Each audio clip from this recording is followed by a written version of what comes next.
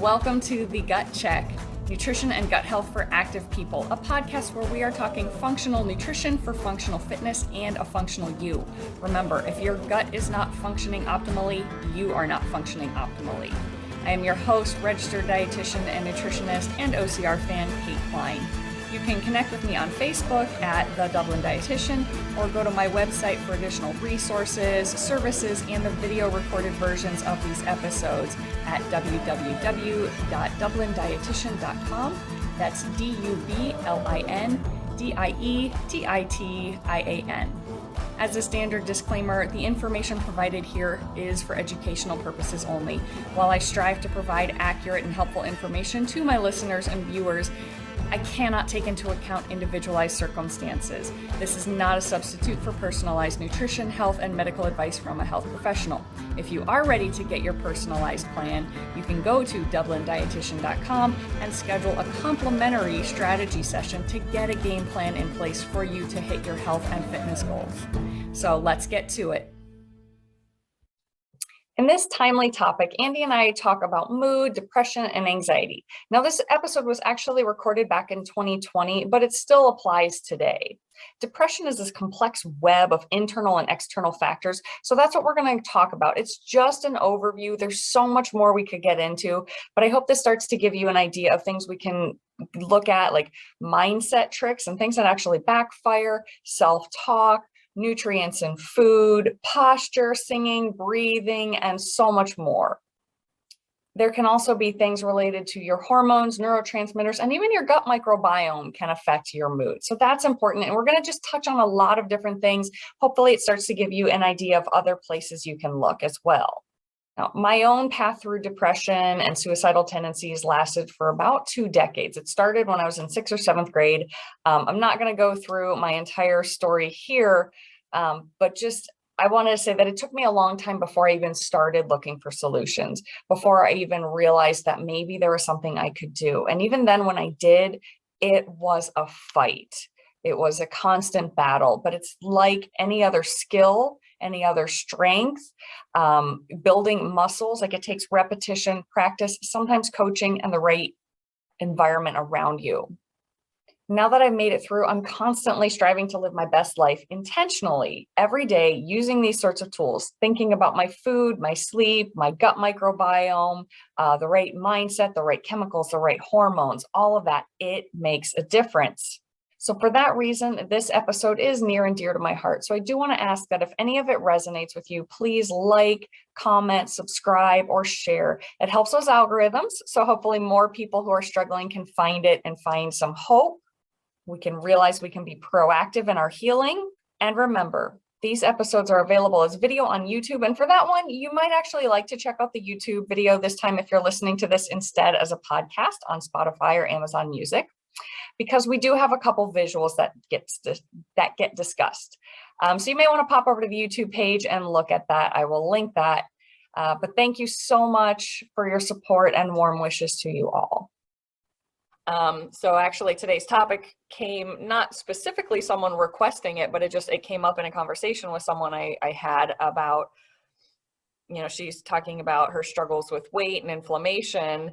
And she kind of made this side note about how she's got stress, depression, issues going on. I'm like, these are actually all tied together. But to me, it was not only because it came up, and so it made me kind of like, hey, that's a good thing to talk about, but it's the holiday season. It's the holiday season. It's 2020. So these things bring their own stresses and depression. Yep. It's winter. So for those of us here in Ohio. Let's talk about the fact that Ohio is more gray than Seattle. And I'm feeling it, like today, actually. Oh my gosh. Tell me about it. Oh, well, little known secret for you, member of the 8-week holiday challenge. Tyler and I went and did that exercise thing, and then we're like, all right, here we go. We started our warm up, and I sat down after like one round. I said, it's not in me today. I can't do this. I am choosing to make today a non-workout day. I have a cat eating leaves off my table. Hang on.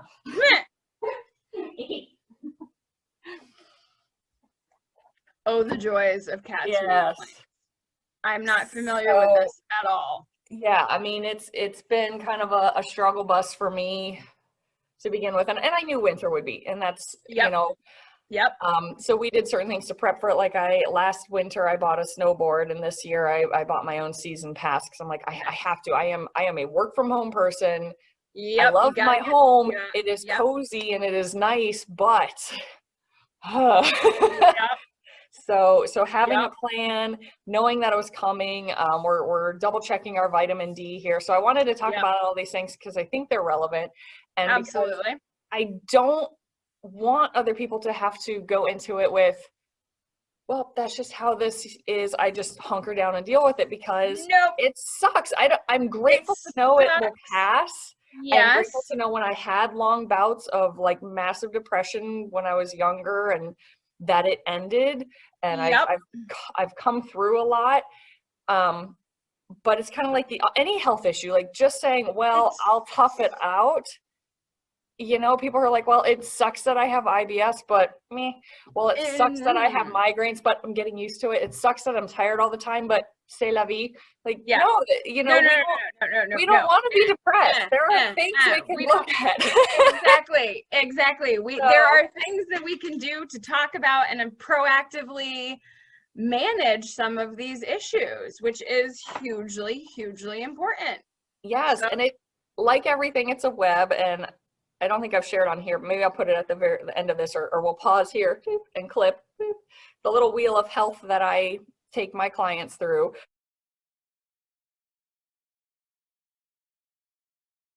Yeah. Where we talk about mindset is at the core of it. And I know, you and I brushed on that before. Yes. So mindset's at the core of it.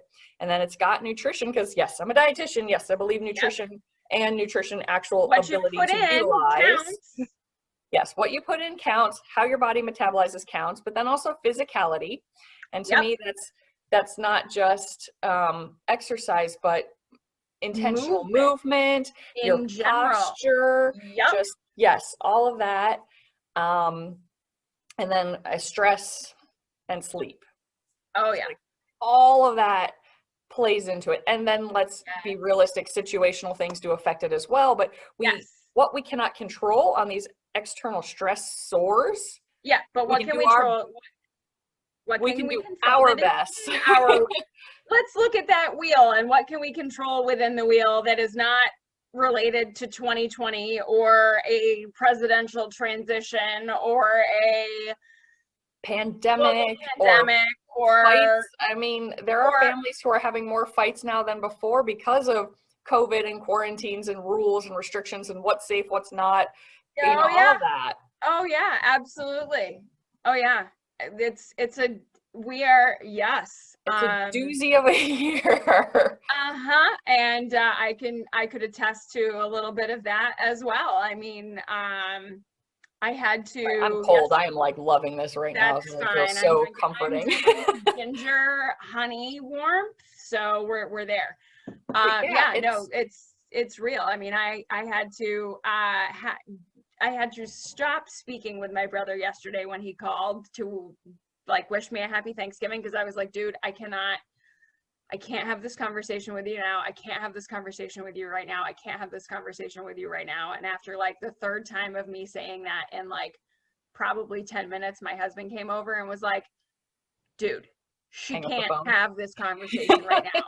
Goodbye. And he hung up the phone. Aww. And yeah, I was able to call him back later and we had like a normal discussion and whatever, but like, yeah, there's a lot. I mean, yeah, lots of internal family conflicts, lots of, like friends are winding up on different sides of divides that you didn't expect. So yeah, let's talk about what we can do to help manage seasonal affective disorder and depression. Because there's so much, Kate. There's so much. Yes, I know. So maybe let's see. I'm not going to set like an official timer, but let's see. So to me, we can put stress and sleep together. That's kind of hormonal lifestyle is what I put that together. So if we hit mindset, nutrition, and kind of the gut brain connection, physical movement, hormones, and accountability. So 5 topics. I like those. Okay. Accountability and support group, I guess, is kind of how I think of that. So I'm going to set like an unofficial timer here, but maybe Fair if we enough. just hit 6 to 7 minutes on each. I was gonna say 5 to 7 on each 5 to would 7. probably be good if we aim.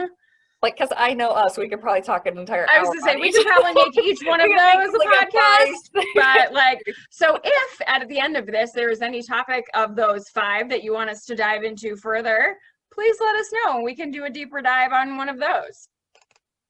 Okay, so stopwatch up. Stopwatch up. We'll do 5 minutes and then we can start to wind up that topic. So which topic would you like to start on?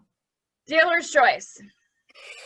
Well, I always have my people start with mindset because I believe that is at the hub of it all.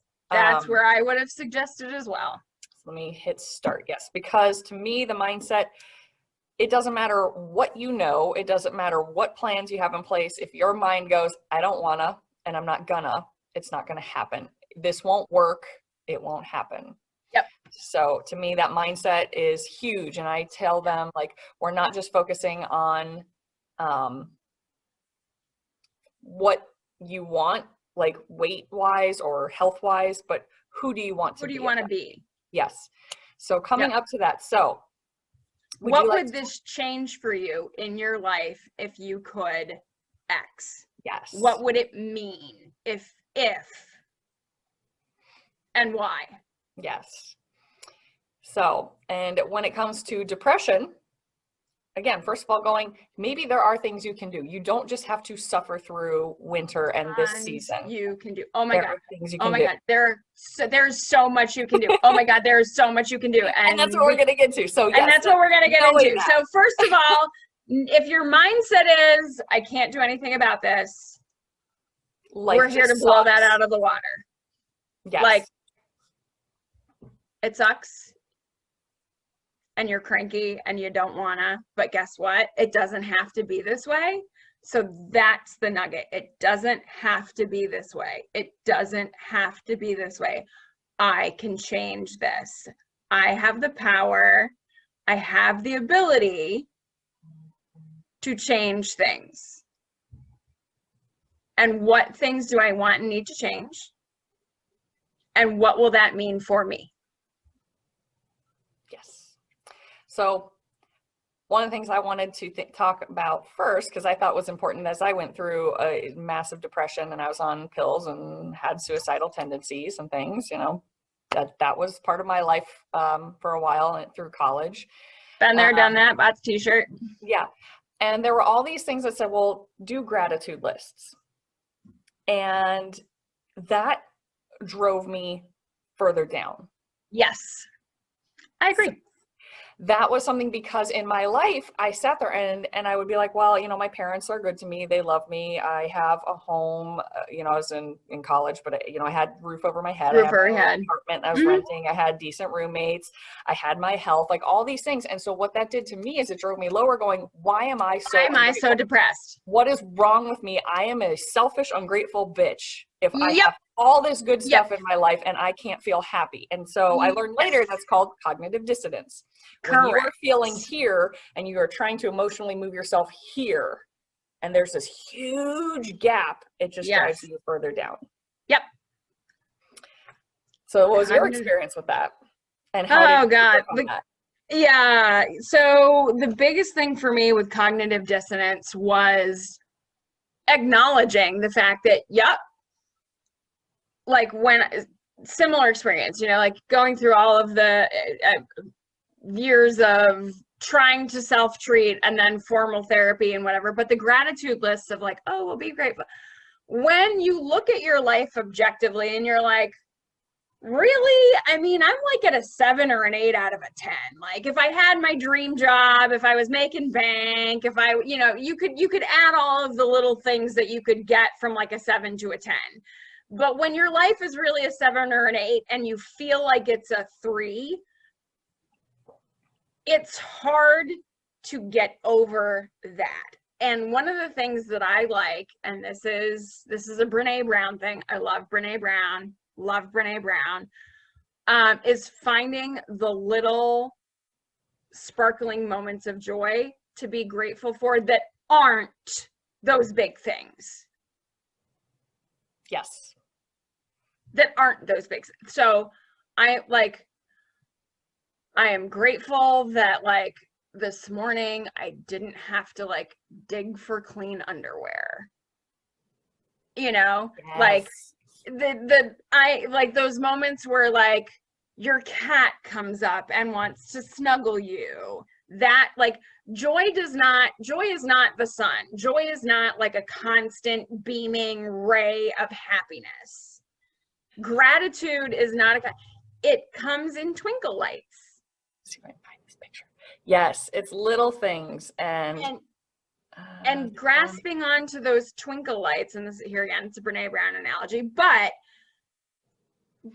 appreciating those little moments of gratitude, and instead of being like, I am grateful for, and here's your list,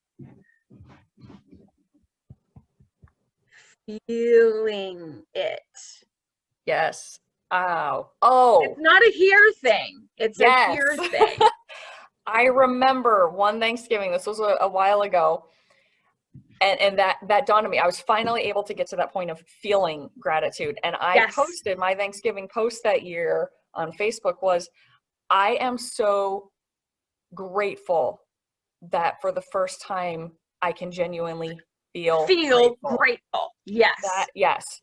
And it did. It started with, I don't think we can see that real well. And I'll post this again. I'll kind of do a little table card here.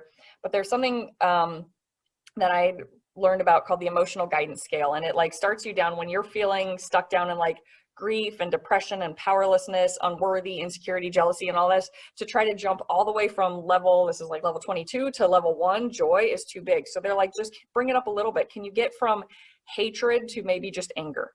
Right, exactly. A little bit of pessimism. And so it's like this little digs up. Yeah, exactly. It's like a half a step at a time. And it might take like a week just to get up that little step. So I'll show the ladder. I'll post that in here. But it's that huge. Was critical for me. And so it was like just waking up in the morning, sometimes going, just like taking a minute in bed, because initially the initial mindset was, oh God, I got to get up again, like, and face the world, and I have to talk, and I'm depressed, and I don't have energy, and I don't scarcity exactly. Like so I'm grateful. These sheets feel so nice. Yep. I'm grateful. I'm warm. I'm cozy. I got a good night's sleep, or I got some sleep. But you're right. It's how do you want to wrap that up at 7 minutes here? Oh, how do we wrap it up at 7 minutes? So fast for us. Joy comes in twinkle light moments. So capture the small moments to be grateful for. Be grateful for the moment that you can turn on the heat in your car and it's heat instead of cold, in the morning, or find those small twinkle lights of joy, because twinkle lights eventually can illuminate a whole room like a Christmas tree fan. But it's finding the twinkle lights. And I would say on my end, when it comes to the self-talk, you may not be able to self-talk, I'm awesome, I'm amazing, I'm kick-ass. You might not be there, but at least try to stop the I'm a failure and come up a level. I'm trying. Yep. I'm doing my best. I got up today. So that self-talk, I do think, is absolutely critical, but we might not be able to be at that point of, I'm amazing, I'm confident, I've got this. If it's just this, I'm facing my fears, I'm facing the day, I'm a little something. I got into the shower. Really, when you're in that struggle bus, celebrate those small wins. Like, oh, I'm so grateful for this. That was today. I was like, I got a hot shower in. Like, I got up, I got a hot shower, I had a healthy breakfast. Yeah, and you know what? And you were able to recognize that you didn't have it in you for a workout this morning. And you know what? And you gave yourself permission to rest. I did. Also hugely important.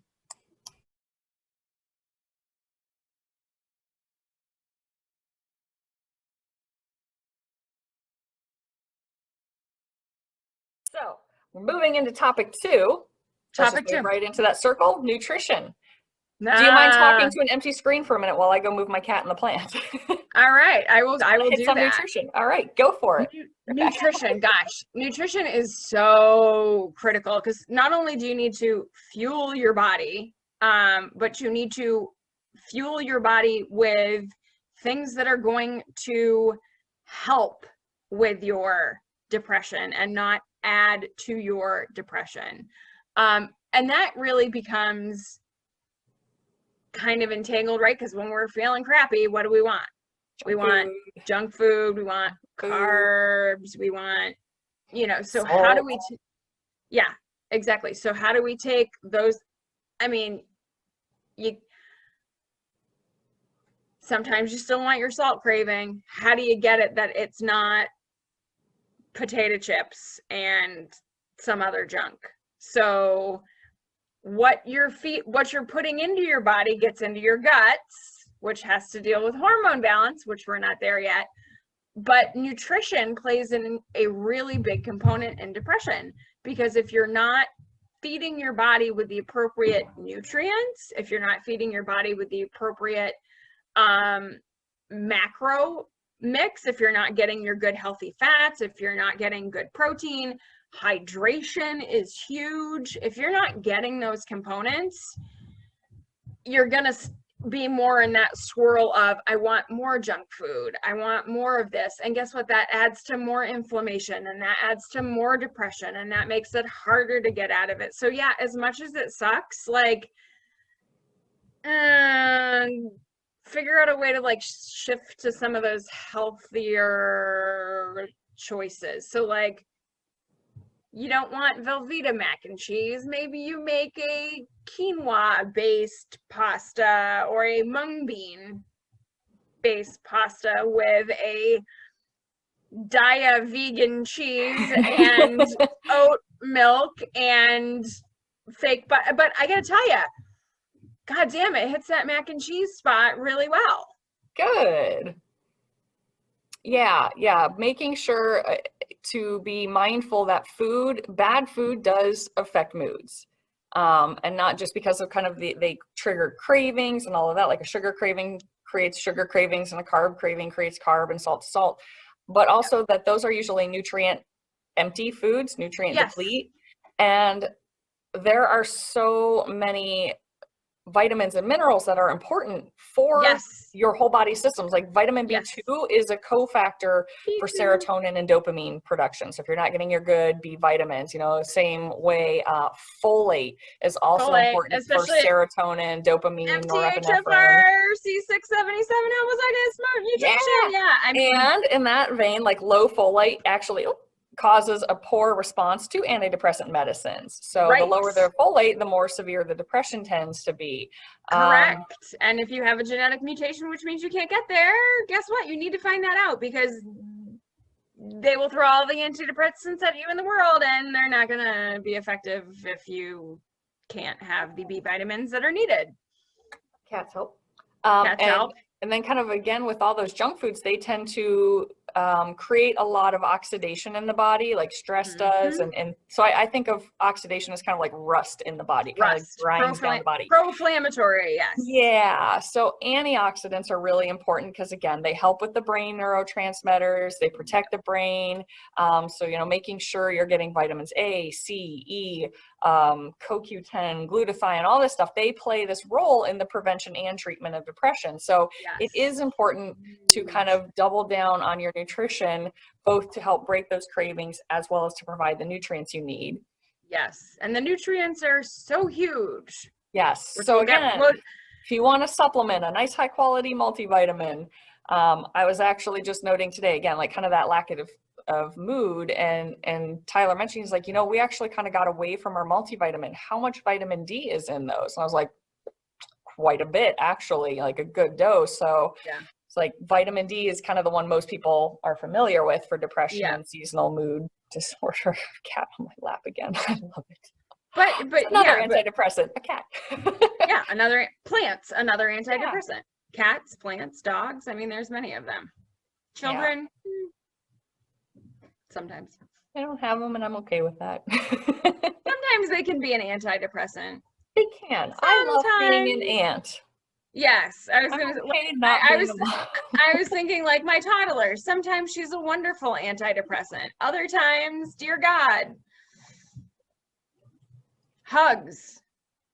Hugs are, if you have the ability to hug someone, there have been many studies on the power of just like a 10-second hug and what it can do to relax someone and reduce their cortisol levels and whatnot, because we give people quick hugs, but those prolonged hugs are the ones that actually Release the hormones. release the hormones. And on that vein, since you're doing that, well, smiling is definitely a good one, but monkey taps.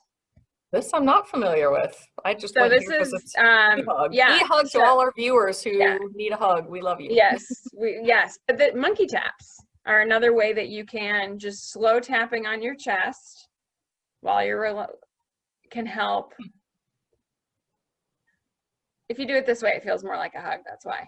But okay. And you just slowly. There's a whole book. It's based on EMDR, which is a whole other thing. But monkey taps, if you're feeling like you need a hug and you can't find somebody to give you a hug, lean back in a chair and give yourself some monkey taps. Weighted blankets. Yeah, weighted blankets are good, but monkey taps are a nice self-hug. Okay. Which is kind of a nice segue as we're 6 minutes and 30 seconds into that physicality, all kind of the touch, the movement, the posture, alignment. Because touch is huge. When researching about people reversing MS with Dr. Walls, she made sure to include, there's a whole section of research that includes physical touch, like whether that's massage or if that's too much, like having someone pet you, having someone pet your hair, and like to me that is unbelievably soothing. Oh God, yeah. I'm a human cat. I am a human cat. Pet me, rub me, like scratch me hard. I'm like, oh. Yes. But even if you can't, again, even if there's no one there, doing that yourself, like it is, they even say that with like body language checks, you can see when people start to get uncomfortable, they start to touch themselves more. They start to, mess with their hair more, and they start to, kind of touch more. And it's a subconscious desire for comfort and peace and calming down. So you can do that to yourself. Or you can get like those dry skin brushes, people like those, because it's soothing without being your own tactile touch, the weighted blankets.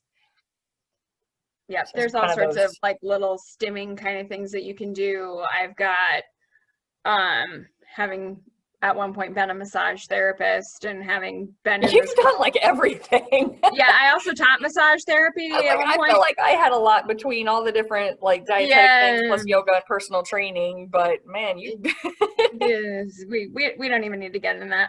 Anyway. But like even getting like a roller for yourself, a lot of the they've got like roller ball, it almost looks like a rolling pin, but it's got like a knobby little ball in the middle.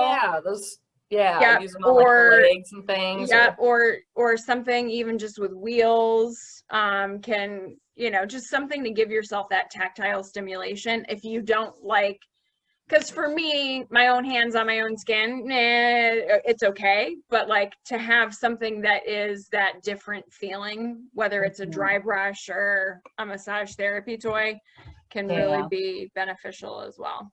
Yeah. And I do like a heating pad, and I'll do massage balls and things like that. And that's, so that's good. And then of course the actual act of exercise. And its boost of epinephrine and happy hormones. Exercise is huge. Important. But even if you can't exercise, movement in and of itself is important. And just one of the things I know I need to work on, because I normally enjoy my morning workouts.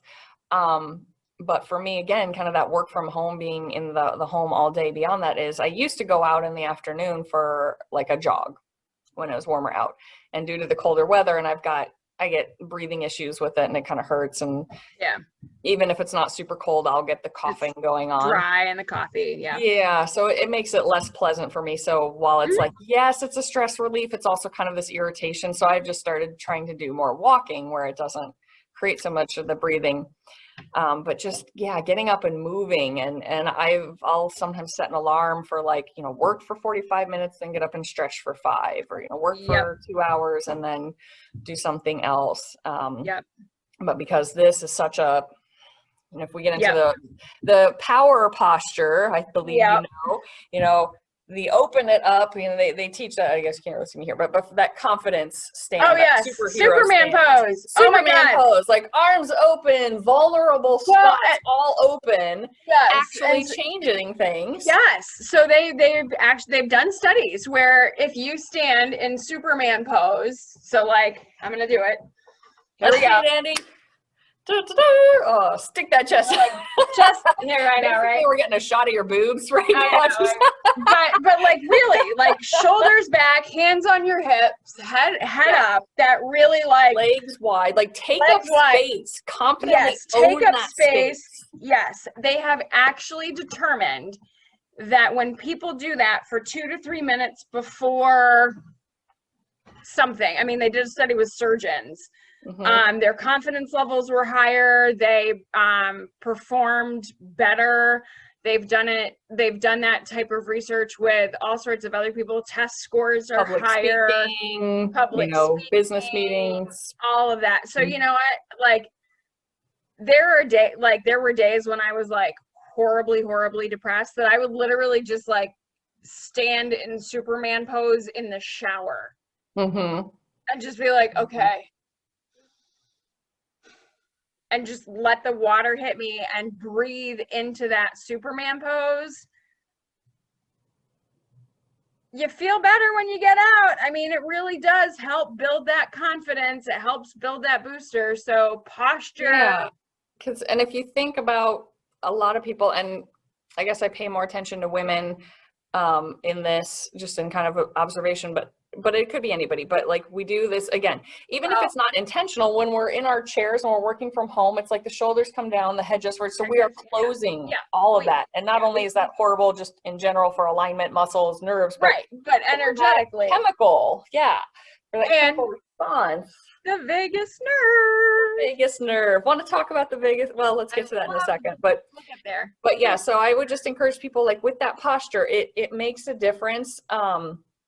Not only for the chemicals and that confidence, but because what I notice is like women a lot when we talk, like I'll watch speakers and interviews, and men, like their hands are straight, their arms are out there, you can see these confident body language, and it's not all men, but unfortunately it is sort of a stereotype that I do see is men are doing this, and this portrays this wonderful confidence, and women, we lock our elbows in, we go into the T-Rex, and we kind of talk like this in our little space, and we cross our legs and our ankles. And it's a cultural thing. We as women have been very much socialized that's like you said, like, hey Andee, boob shot, but like that hey, it made me laugh, so there we go. It's true, but like that's part of it. We like, not only do we have gravitationally that, but there's an episode in this season of The Crown where Diana is practicing a speech and they tie her hands to her waist so that she learns how to talk more like this, and she learns how to speak in a more demure fashion with, less grandiosity and whatever. Whereas like you said, when we see confident presenters and like, I am owning this room, I am owning what I am doing, you see this much more open, confident posture, and really opening this up, lifting the chin, opening the shoulders, getting the rib cage over the hips, getting the ears over the shoulders over the rib cage. This postural alignment is so important. Like, it sounds silly, like I'm stuck at home and I'm depressed and you want me to sit up straight. Yes, we do. Yeah, we do. Yeah, literally, that's sit up straight. Yeah. And then and I like would, practice sitting up straight. Mhm. Yeah. Oh gosh, like when I would start meditating after so long, if I didn't have like a wall or chair, just within like 3 minutes, I'd be like, oh my God, my back muscles are burning. Like I consider myself a fairly healthy, fit person. And I'm like, I'm not used to that. And I've always struggled with posture. I shot up to the 95th percentile, like in first or second grade. Yeah. And And then, yeah. Mhm. don't look at me. I want to be short like everybody else. And it was Yeah. awful. Yeah. But then one of the other things, and we'll kind of segue here into stress and breath with that, but with that open posture and with that deep breathing, one of the things I realized helped when I was stressed is I would sing. Because when people are stressed, we hold our breath, we breathe shallowly, we're in the chest. And it's not that I'm a good singer, good God, no. I mean, I can sort of sometimes carry a tune, but it forced this opening and this breath and this expansion and pulling oxygen in Yes. to help with that. Yes. Yes. Singing is really good breath work because you cannot sing if you cannot breathe properly. And so I'm going to put on my band geek hat here, Kate. Ooh. Eyes up, chin lifted, chest forward, shoulders back, stomach in, knees together. Yes, as the field commander, I had to shout and that. eyes with pride, right? But yeah. It's important though. It's a pride, but it's that's a mental important talk. too, eyes with pride. But literally, like, that was our field commander thing. And like, when I have to check my posture, that's exactly what I run through in my head is like chest up, shoulders back, you know, stomach in, knees together, feet together, eyes with pride. Like, yeah, chin up. And then our warm up before we would even play our instruments was belly breathing, and we all had to sing. All of us. We all had to sing as part of our band warm up for breath to be able to play our instruments. Yeah. After we did all of this postural exercise. Yeah. And what this does is, first of all, yes, just pulling in oxygen. We need oxygen. It transports to our brain and carries everything. The blood helps move nutrients to our body. And as we discussed, there are a lot of nutrients involved in hormone production and mood elevation. But also, again, when we're stressed and we're tight here, we start, I don't know if you can see it real well, but we start breathing with these muscles. And this creates head tension and headaches and problems as this all tenses up 24/7. So it helps relax that, open up all these muscles, and then opens up the diaphragm. And the more we calm the breathing, it starts to steady that heart rate variable, which helps lower cortisol hormones, which helps with frontal lobe, which is part of your problem solving, impulse control, craving control, decision making, learning, memory, all of that. Yeah.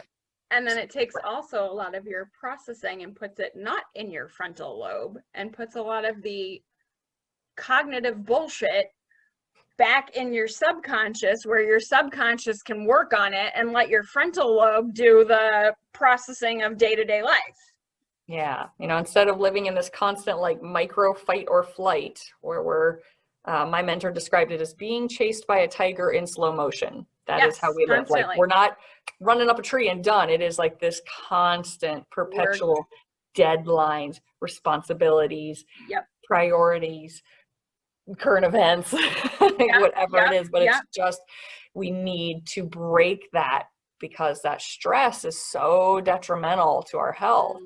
Yes, absolutely. And again, causes cravings, increases need for junk food, actually elevates blood sugar levels, which long term has all kinds of health problems with it. Even if it's not like diagnosis level high, as we talked with labs, it can still be functionally high and not optimal. It can still be elevated beyond what's good, and chronically that destroys your adrenal glands, and that can lead to blood sugar issues and brain issues and erectile dysfunction and all sorts of fun, nasty hormone shifts. Yep, exactly. And that analogy of being constantly chased by the tiger in slow motion is exactly how most like endocrinologists even describe it, is just that we are in this constant state of stress because of all of these things. And because we have so many of our friends and family and folks sitting at home listening, take this time to do what you can to make your environment what you need and want it to be. If you have that flexibility, figure out where you can get, where you can like, where you can close the door on the tiger. Like, how many tigers can you get rid of? Are there tigers that you can get rid of? And I think, you know, working from home in some cases, that adds stress, but it also affords people the opportunity to do things like surround themselves with plants, or, you know, change your, you know, if the room that you're sitting in is a color that you hate, paint the room, hang something pretty up, do something different. I mean, you know, we've all kind of been like, okay, well, it's going to end. It's going to end. It's going to end.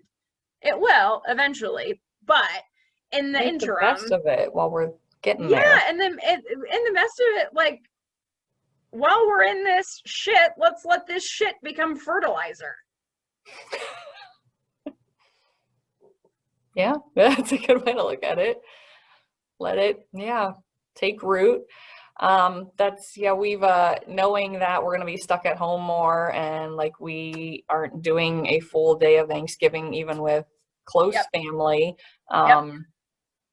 Again, like I said, I got the snowboard and I got the season pass to help, but we also picked up a drum practice pad because I haven't played since college. And Carol and my sister bought me a ukulele when I moved back from Saipan because of all the bucket list things. I got so many bucket list things checked off my list when I got to move there and live there. And that was like a thrive time for me. But I never learned the ukulele. That was one thing I had wanted to do because of the, you know, island music and everything. Right, yeah. And so I moved back and she bought me this ukulele. So I've had it for like 3 years and I've dabbled. I will pick it up for like 2 or 3 days and put it aside. Then I pick it up and I drop. And I never remembered anything one time to the next. So I actually got a ukulele book for beginners. And so I'm actually there you go. Just like 10 minutes a day. Yeah. But it's kind of a new little hobby and it adds something different. So, you know, there's no more commute time. It used to be like a 30-minute commute. That's an extra hour I've gained each day. Now, again, I'm fortunate and, you know, I'm in this situation where I don't have children, so I don't have to have that double duty. I feel bad for moms who are trying to like homeschool and work, and just God bless you. But yes, finding something to do. I've also gotten a hard copy book, like a fiction book. I have not sat down to read fiction in ages because I was always working so much and studying and furthering my career knowledge and busy with other things. And that's not that I was like a workaholic. I also did sports and athletics and different things, but I lost that priority of sitting down to read, and studies show 6 minutes of reading can reduce stress. As long as you're not reading current events, you know. Don't do that. Don't do that. And we do need to put a filter on that input at times, I think. There are times where I'm like, you know, I don't want to just be like an ostrich, just my head in the sand and just ignore what's going on in life and the world around me. But at some point, sometimes I have to, for a little while. I have to have a media fast. And I completely agree. Like I do the media fasting myself. Like there are just times where it's like, nope, can't anymore. Just not gonna. Like the input that I get from the outside world will be the curated content that I want from, you know, yoga and nutrition and gut health microbiome articles and, you know, but really curating the content that I am getting exactly because of that reason, because you get to the point where you're like, it starts to mess with your stress, which starts to mess with your with your body physiology, and that can mess with your sleep. Segue. And that as well, people, and that's one that that's another one that I hound people on. Like, we neglect sleep so badly, and self-care. And we tell people like, you're selfish if you do it, and no, like, prove you're a superwoman and exist on 4 hours of sleep. Right. But that matters. That matters so much. Oh my God. Sleep is so important. Like, and again, we've talked about that kind of being that white noise, and we tell people, like, you have to sleep, but it helps with inflammation. It helps with your immune system. It helps with your body's natural recovery. It helps with depression. It helps with mood. Now, granted, when I was depressed, I was the one who slept too much. Well, there's that too. So there's that to be aware of. I guess I'm not going to say anything, because that's kind of was how I coped in a way. But still making sure that at night it was true, genuine, exactly, that routine, that schedule. Yes. And then during the day, if I need a nap, take a nap. If the sleep was bad because I was stressed and I was anxious and the mind wouldn't let me sleep, then absolutely, it's no shame to take a nap. Yeah, exactly. But also being mindful of, is it a genuine need for sleep, or is it depression and maybe you need to get up and go for a walk? Yeah, exactly. And that's definitely a you've got to know for yourself. Yeah. You've got to learn your own body and how your body talks to you. Because that was, one of the people I've worked with, she said, she's worked from home now and it's hard for her, and she's kind of very, not completely isolated, but more than she would like to be and more than she's used to. And it is hard for her. And she said that was something she learned, like, I have to get up and I have to go for a drive each morning somewhere, go to drive through to get coffee, just drive around the neighborhood, but I have to get up and I have to get out, and then I can get into my day. Yeah. And that's how she gets out of her head and out of her home, clears her mind, and then can focus. Yeah. Yep. And that it building those types of habits and building that good sleep hygiene routine, both on the going to sleep end and then on the waking up and getting out end, especially in the context of depression, is so important. There's nothing, naps are great when you need them, but having that good core sleep and whatever your sleep needs are. I mean, my husband and I have very different sleep needs. He is he needs like 8 hours minimum, and otherwise he's gonna take a nap. That's just him. I, on the other hand, I'm like 6 to 8 pretty much on a natural basis, but as long as I go to sleep when I'm tired, I have a decent normal wind down routine. Well, now I know we're working on you with that. I'm working on it, but it's getting better. But I mean, I am very aware now that like 9-10 o'clock comes around, and if I'm doing something, we have a problem, because I'm going to wind up being up till 1 o'clock in the morning. Whereas if it's 9 or 10 and I stop and listen to my body and pick up my book, I'm going to be ready for bed in like 20 minutes to a half an hour. Yeah. So it's building those routines around what does going to bed look like. And like your other client said, what does getting up and getting out look like for you? Like, for me, if I wake up before the kid and the husband, I'm like all about like, let me answer 3 days worth of email. I'm cleaning the house. It's great. But like, that's what happens. I fall asleep at 9 or 10 o'clock and I wake up at 6 before everybody else, and I have that me time. And I have discovered, oh my God, that me time first thing in the morning is fantastic. But it's figuring out what that sleep routine needs to be. Yeah. And I think part of that, I'll say like my morning routine and my day and how I structure, and I am going to make a post on that, because I think a day routine is very important, especially with work at home. But it starts the night before.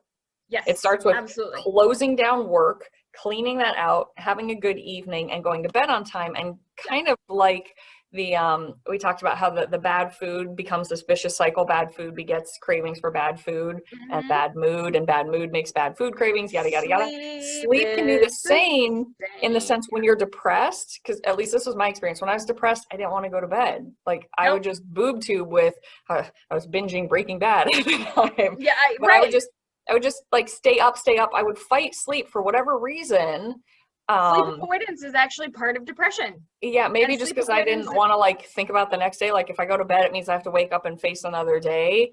But whatever it was, but it was this, like, again, that kind of that perpetual cycle. I'm now going to bed poorly, like staring at blue light, which is bad, and screens, which is Yep. bad. Staying up late, and then still my alarm's still going off at like 4:30 in the morning for what I had to do in the morning.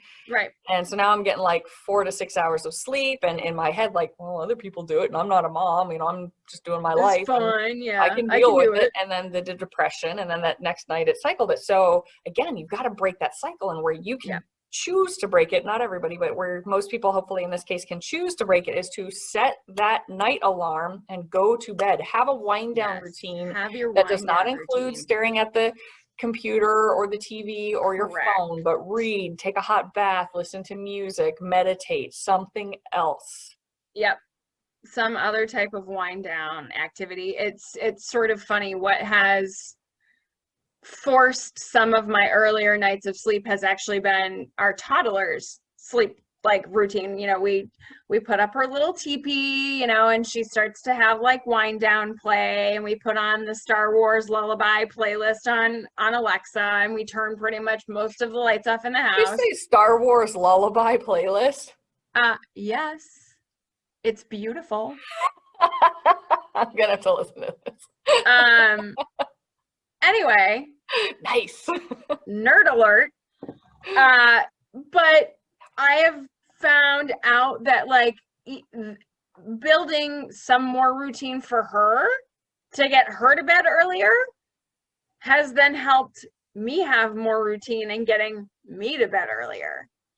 So, you know, if you're in a family situation, what are those other what are the other factors that you need to think about? Like kids and screen time, and, you know, there's always going to be another load of laundry.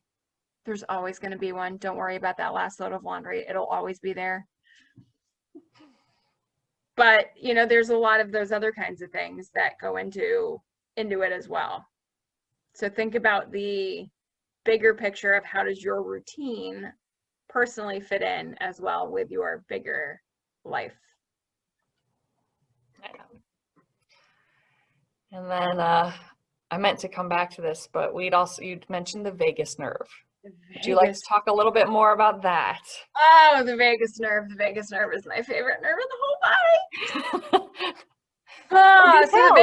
Pray tell, Andee, why is that? So the vagus nerve is the longest and largest nerve in your body. Aside from the sciatic nerve, which doesn't really count, it's one of your cranial nerves, and it comes out of your head. It controls part of your face. It goes into your neck. It goes into your diaphragm. It goes into your digestion, and it goes into your intestines, and it also comes all the way out deep in your pelvic floor. So your vagus nerve is this nerve that has so many different places that it can become pinched, pulled, aggravated, yanked on. And because it is so crucial in digestion, in regulation of brain and mood, we know that the vagus nerve, if anybody wants to read the book, The Body Keeps the Score, I highly recommend it. It was written by a Harvard psychiatrist who was actually one of the primary researchers that discovered PTSD in Vietnam War veterans in Boston in the late 70s, and he's continued his research since then. But the vagus nerve controls so much of our internal body systems. Your vagus nerve helps your diaphragm relax. So like if you ever have hiccups, your vagus nerve's actually irritated. That's what causes hiccups. It's so important. All of these things that we've talked about, posture, breathing, sleep. We could give an entire course on the vagus nerve, but the vagus nerve is probably the most crucial nerve in your body in terms of controlling all of these systems, basically from here to, you can't see my other hand, but it's at the bottom of my belly. Your vagus nerve all the way down, your spinal pretty column. much controls all this. And everything that we've talked about so far can affect the vagus nerve. Yes. And that mind-gut connection, there are books on it, but what goes on There's in the also stomach, an awesome Amazon video. Yeah. The Gut, the Second Brain. Mm.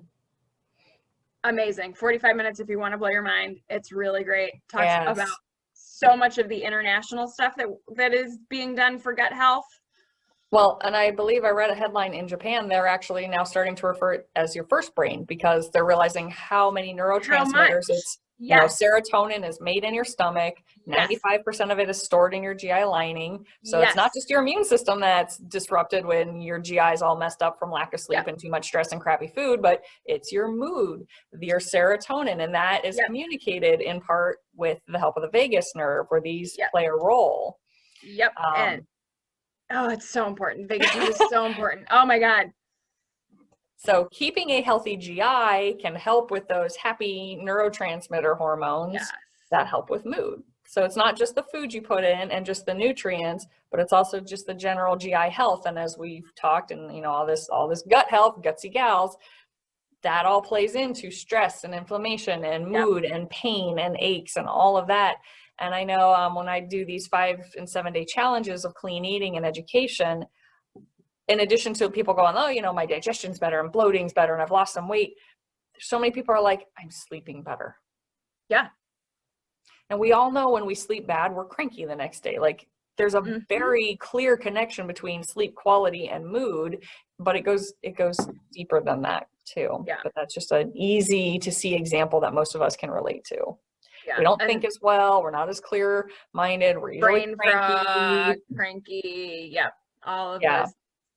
And the vagus nerve is important for digestion. It actually gives, so there's so much research looking at like IBS in the vagus nerve. It affects part of motility too. Yeah, exactly. It affects your motility, which here again is part of the reason why it's important to have like good posture, because having that good posture and being able to get good deep breaths and oxygen to your guts, which are absorbing the nutrients and doing the digesting and really fueling your whole body, and having the good posture that alleviates any pressure on the vagus nerve and I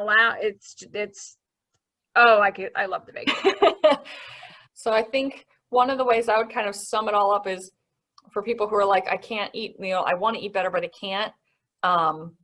There's so many factors at play. There's so many factors at play that have a little grace with yourself, have a little forgiveness. And if you can't have a lot of forgiveness, have a lot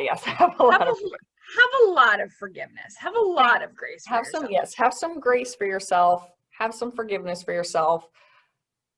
Don't think it's all about brute strength, willpowering through, and focus on some of those other areas where you can break that cycle. Make sure you're trying to get sleep. Do 5 minutes of stress reducing activities before bed. When I have people do like deep yoga breathing, number one thing they'll tell me, they're either more relaxed or, oh my gosh, I think I could fall asleep. Yep. So do some deep breathing, make sure you get good sleep, breathe throughout the day, drink a lot of water, and start with that. Superman. Yeah. I mean, and it's the small steps that count. And this kind of to taking it back to kind of where we started with, where do you find those little moments of gratitude and little moments of joy when you're like, but my life should be fine. I don't know why I'm depressed. Here again, what are those small changes? What are the things that you can do to implement 5 minutes of deep breathing? Can you implement 5 minutes of getting up in between each one of your conference calls? Can you, or even just in your chair, just in your chair stretching. Oh God, I have a whole chair stretching, like, actually I have a whole chair stretching routine that we could put up for people. But there's lots of small things. Depression isn't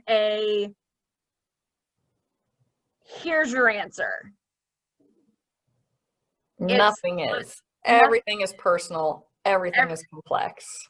and I would say to you, it's the small, I mean, all of those small steps get you there eventually, you know? And as Kate said, it's, can you move from 22 of hate to 21 of anger to 20 of Disappointment.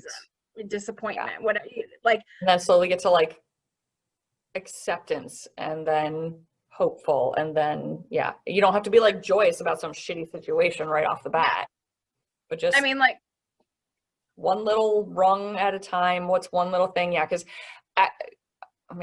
we're a little over the place because it's such a big topic, but that reminded me of one of the things that did help me. Again, first of all, not saying something that was just arbitrary. Well, I'm grateful that, blah, but something that was genuine. So I used to, in again, part of my depression and self-loathing and all of that, was disliking my body and my weight. And so I challenged myself to think of 3 things I was grateful for about my body each day. And I mean, it started, I was like, I'm glad I can see. Like, yeah, I am, truly, I am. Yep. But it started almost a little sarcastic like that, but it started to get, I'm grateful that I can go for a walk. Yeah. That is gratitude. I'm grateful I can feel the tactile feel of petting my cats. Yeah. And it had to start just so small, but true. Things that were still true. And so if that comes to thinking about relationships that are strained, maybe you're like, oh my God, that person is such a brainwashed idiot. I can't believe, blah, blah, blah. I appreciate that they take care of their household. I appreciate that they tried to reach out to somebody. I appreciate that there is something good that you can genuinely, truly agree with, even if it's not up here yet. Yeah, exactly. And I would agree. For those who don't know the full Andee shit show, which that would take 6 years to fully describe. But at one point it was like, I am grateful that I did not die in surgery. Like the medical system did not kill me. I am grateful that we have titanium that can be installed as replacement parts in my body. At some point you're really, it might be starting super small, but being grateful for the things that you can be grateful for and truly feel it really makes it easier to find other things to be grateful for. And like you said, it just moves you up the rung a half at a time till you. So when you find those couple little mantras or things about whatever it is you're trying to shift your perspective on, whether it's yourself, your health, your relationships, your job, your, our current just world situation, just find that little thing that you can go, yes, I do truly mean that. The other thing that I'm going to throw out there is find a mirror. And I don't mean like a physical mirror. I mean, find someone who matters deeply to you. Who can say, like, when you're like, I am in a shit spiral right now. Here's where, like, whatever the situation is, where you're at. Someone who can be like, I see Andee Peabody. And when I look at Andee Peabody, I see this person. Because the other thing is, when we're depressed, our mirror is broken and distorted. So the self-loathing and the messaging and all of the other stuff, our mirror is not necessarily accurately reflective of ourselves. So finding someone who can be like, nah, bitch, you ain't getting away with that. Like, you are not. Call you out on your moping. Yeah, call you out on, but it's not even really calling you out on your moping. It's like being able to say, I see Andee Peabody as a person who is I'm not going to recite what my friend said to me the other day, but it basically, like, someone who is capable, someone who's powerful, someone who can, you know, inspire other people, someone who can get together and have a video podcast with their dietitian, who's also like putting herself out there and doing this. Like, sometimes finding someone else to be that mirror can help change your perspective as well, to help you find some of those glimmers if you can't find them yourself.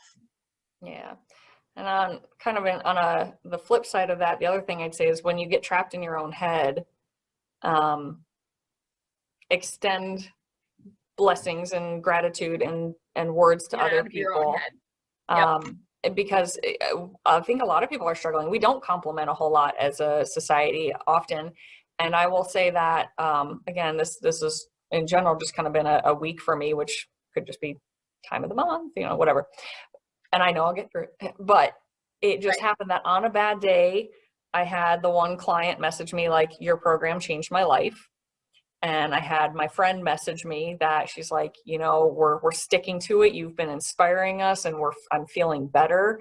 And you've made that difference. And, you know, my sisters just kind of happened to reach out and just, you know, love you and thinking of you. And it's just like, that helped. So whether it was like reminding myself like why my job is important and fulfilling and what I do matters and I love it, or it's a friend kind of saying I matter to them, or same thing, like reach out to people. Extending gratitude.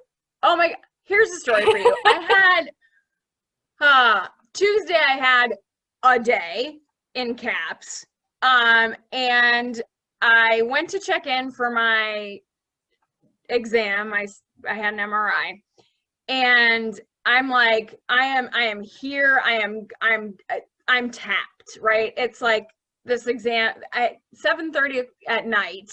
I'm going in for an MRI, and I'm like, I had PT that morning at like 7:15. My kid had been up since 4:30. I'm like, I'm done. I've had a day and a half, right? Girl is checking me in. She's like, Peabody, oh my God, I love that last name, like Mr. Peabody, da da da da da. And we sit down, and she's like, so how's your day been? I'm like, it was horrible, but I was just gonna say it was great, because I'm so like, she was so perky and like, oh my God, I love that last name, and Mr.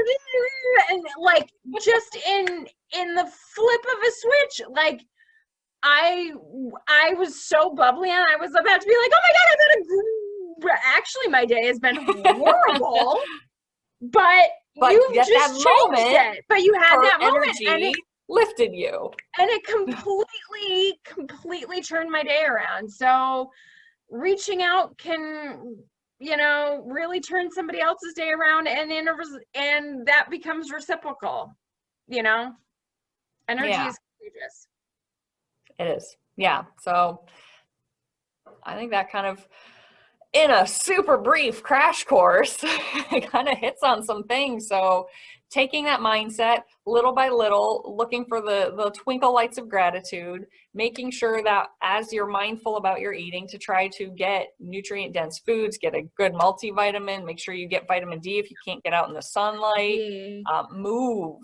Even if it's not an intense activity, just move, stretch, work on your posture, do some Superman posing. Find 5 minutes a day minimum to work on your own breathing and stress reduction, and then focus on that quality sleep as well. It is important. And in all of this, stay accountable to yourself, extend grace to yourself, extend gratitude to yourself, and to anybody around you. Reach out and find, you know, write a letter to somebody, write a letter to yourself, whatever it is, but find a little support group and reach out and ask for one. Yeah. Finding your support. And I'm going to hit on that. Finding your support. Like that's key too. And finding out not only your support, but also who is it that's sapping your energy? Because that's another thing, you know, toxic relationships. We could get into that in a whole topic too. Yeah, that's a whole other topic. But with depression, that's another thing that you kind of need to look at, is like, where's my energy going that it doesn't have to go? Yeah. What are the triggers? Whether that's people, even chores, Events. maybe you can shift events, too much news, too much something, too much Facebook. Yeah. Whatever Not enough Facebook. Yeah. I mean, if that's where your people are, connect. Yeah, like just it's very personal. But there's lots and lots and lots of small steps that you can take, and you're not alone. I mean, that's the other thing I think to remember is that there's not enough discussion. We're all going through it. There's not enough talk about depression and mental health in general. So, know that it's not irreversible. It's not the end of the world. And you can come back from it. Yeah. Yeah. Even no matter how deep the hole is, you can come living out of it. Living proof. Yes. So to those, fine. If you, my well wishes and my idealism is that everybody's got people around them that they can repair relationships with and find at least some sort of common ground. Reach out to family, reach out to friends, even if you can't see them, call them, write a hand letter. It's kind of meaningful. Skype, Zoom, whatever, FaceTime. If you don't have that, hop on Facebook or other things. There are groups out there. Some of them are pretty inert, but some are very loving and supportive and compassionate. We've got the Thrive group on Facebook. So Andee and I are there. We're happy to talk. And I'm sure there are other people there who can relate, even if they haven't spoken up about it. And groups. I've got, there's a whole history that's beyond even just what Kate and I have talked about here. Meds, genetic testing for meds, all sorts of other stuff that's like beyond lifestyle. But there's so much from a wellness perspective that is within our control. But please reach out. You're not alone. And if you want to go beyond lifestyle, reach out to us. We can talk to you about supplements and nutrition and helping you stay accountable. And I've got mindset practices with people, and there are labs that we can recommend. So labs and books, and there's resources. So much. So you're not alone. Easy. It's not easy. It's not hard easy to figure out which of all those different webs and puzzle pieces is affecting what and how it's all together. But it's a spider web, right? You pull on this piece and this piece go, so it's kind of one of those things that like growth isn't linear, and you gotta, sometimes it's more sleep focused, sometimes it's more movement focused. It's what's going to work for you. So there's no one size fits all solution, but know that there are solutions and there's things that can help. So with that, we hope everybody had a wonderful, wonderful Thanksgiving, even if you were just home and chilling or breaking rules and hanging out in big parties. I was gonna say, if you're breaking rules, I don't want to know. But may everybody stay happy, healthy, safe, and warm. And let us know what else you'd like to talk about. Please give us topic ideas. Let us know what you want to hear us blabber about. Yes. With that, all right, gang. Peace out. Bye, tribe. Thank you for listening. And as always, please reach out if you have questions or want to talk more. Please like, follow, subscribe, and share, and let me know what you want to talk about. And I will try to get those interviews lined up. I want to answer your health and fitness questions, so keep that support rolling.